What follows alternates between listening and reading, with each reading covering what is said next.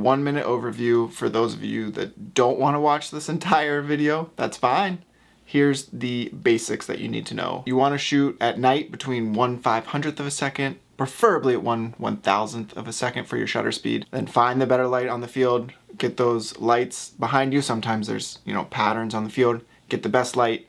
Let that action come right in front of you. All right, and then alternate which sides of the ball you're on. So if you want to be behind the line of scrimmage to get certain photos and in front of the line of scrimmage so you can get a variety of images. All right, get low to the ground. Helps make the players look bigger and stronger and better, more athletic. Don't stop shooting when the play is over. Get the reactions. Do your research. Are they gonna run the ball a lot? Do they pass a lot? Do they pass to the right, to the left? I don't know, just watch warm-ups, kind of see what happens. Is the quarterback a righty or lefty? That's going to affect where you want to be, which sideline. And lastly, network. Try to get on those sidelines. Okay, coaches, ADs, parents, boosters, friends, other photographers. Just reach out, network. And that doesn't mean bother people asking for access. Be a friendly person and get to know people, and then maybe something will come of it. All right, football. So the gear when you're starting out, you're probably not going to have a 400. You're probably not going to have a 600. 70 to 200 on a crop body sensor, right, extends that range. It's actually going to be helpful for these big field sports like football. I love a 16 to 35 for those warm-ups or pregame or huddle shots or just on the sidelines to get some good reactions. I just love how wide it goes. You can use a 24 to 105, use that for years as well. So the basic settings we're gonna want, during the day, if you can get to a 2,000th of a second for your shutter speed, that's awesome. It's great. You can go higher, even better. But at night, I know I've gone down to 1/500th. You will get some motion blur depending on how fast the athletes are moving. But I like to try to keep it at 1,000 and just crank the ISO up as high as I need to get the right exposure. And then keep that f-stop as low as possible, preferably 2.8 or even lower if you have something. All right, so make sure you're using servo focus, okay? So that just means that it's going to track, right, and change as the subject moves. If you have just one shot on, that means it's gonna lock focus and just stay at that spot. So if someone's running and you lock focus, they're gonna keep running and your focus isn't gonna move with them. So you want servo focus. I personally like to use just a single dot in the center. Sometimes I'll move it around a little bit depending on different scenarios. You can use the little cross type, but I'd stay away from the bigger zones of autofocus because there's too many people on the field. And I don't want to give the camera, I don't want to make it guess who I'm trying to get in focus. I want to make sure if I miss, it's my fault, not the camera's fault. And again, that still comes with some practice, making sure I really like to aim at the chest, aim at the numbers. You want the contrast, so black and white, the numbers is going to be a good contrast for that autofocus to lock onto. I don't really actually point it at the face very often unless it's a really close-up portrait. Also eye focus or something like that. I'll use it on occasion, but for big field sports like football with a lot of athletes, it can pick the wrong person. Or we want to look for the best lighting positions on the field. In high school, right, you got the lights all around, and sometimes there's dark spots and light spots on the field. So if you can get in front of one of those light spots and you don't have a long lens, right, so you want to stand basically in that light spot and kind of want that action to come through, you can still take pictures in the dark areas, but if you know you're going to be in that light area and something happens, you're going to get a lot better image. Now obviously with football, they're going up and down the field, but if a running back is making a long run, you'd rather be in the right spot to have him go through the nice light closer to you. If it's nighttime, probably shooting in RAW just to get as much data as possible. Make those edits a little bit better, a little bit easier, especially just sometimes with the lights can be flickering, you get weird color. Sometimes it's a little brighter, sometimes it's a little darker, and you have to tweak a lot more. So when you're doing more editing, or you might have to adjust things a little bit more than normal, definitely use RAW. All right, now locations to shoot on the field. So it's weird to sort of talk about a specific location. Like basketball, you can just kind of be in one spot, they're moving up and down, you'll see it. But football, right, they're moving up and down the field. I'm assuming you don't have a really long lens, so you're gonna probably be moving with the play. So the locations that we're going to talk about are relative to sort of where the ball is, the line of scrimmage. You can kind of sort of be even with it. You can get some nice shots shooting across, get some linemen, both guys looking at each other before the snap.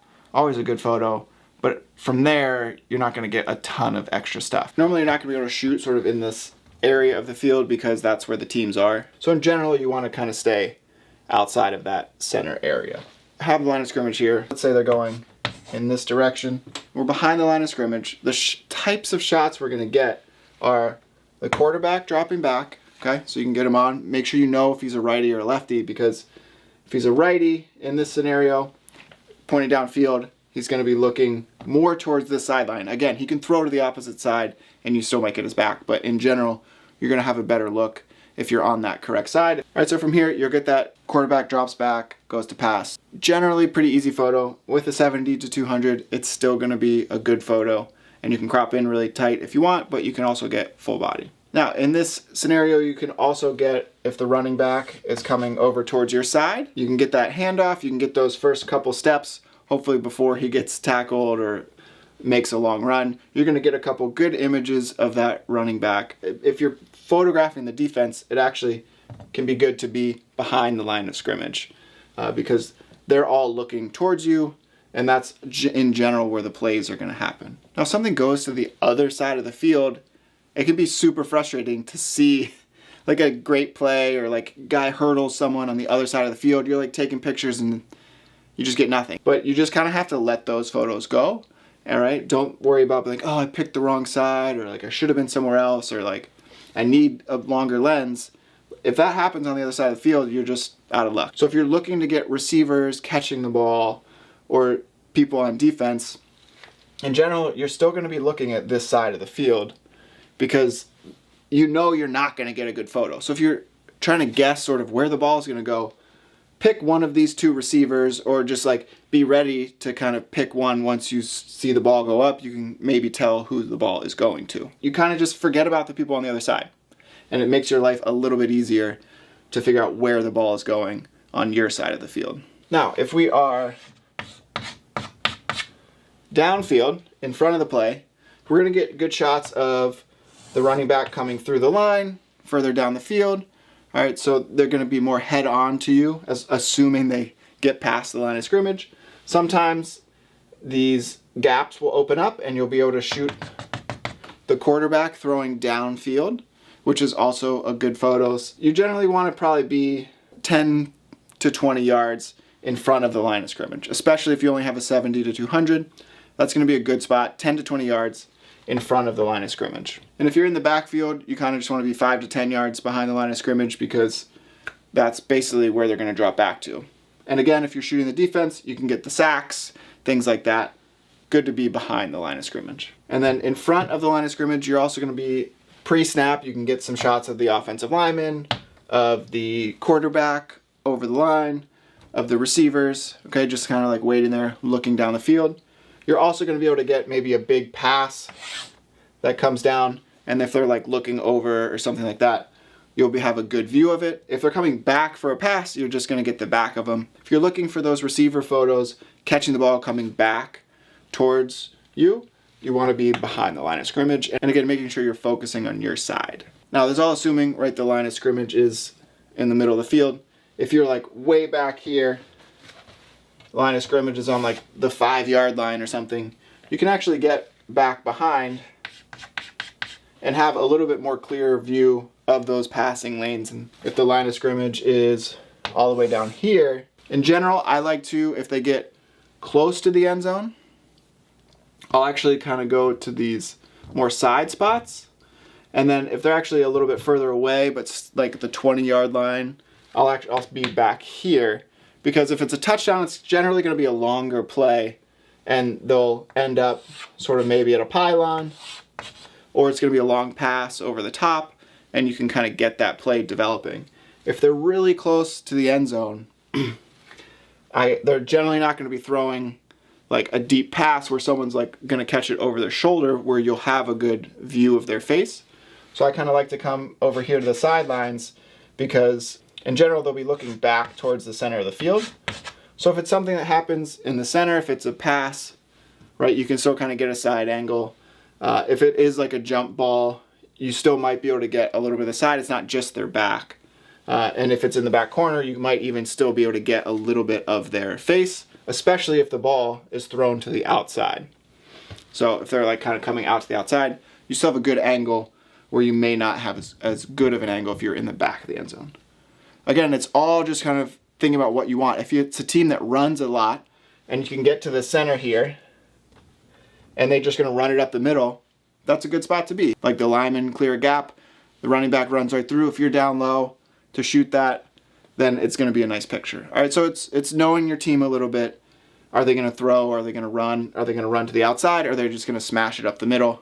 And then you can kind of choose based on that as well. Now again, you want to get low to the ground in general. Most of the time, for most of sports, you want to get low. If you're like laying on the ground and your camera's even with the playing field, they're going to look like giants playing out there on that field, even if it's just like munchkins that are actually out there. If you can get low, don't stand, at least take a knee, sit on your butt. Careful in football if you're sitting or laying on the ground, because the players will come towards you and you'll have to get out of the way. So now we know where to be on the sidelines. We've got to figure out how to actually get onto the sidelines.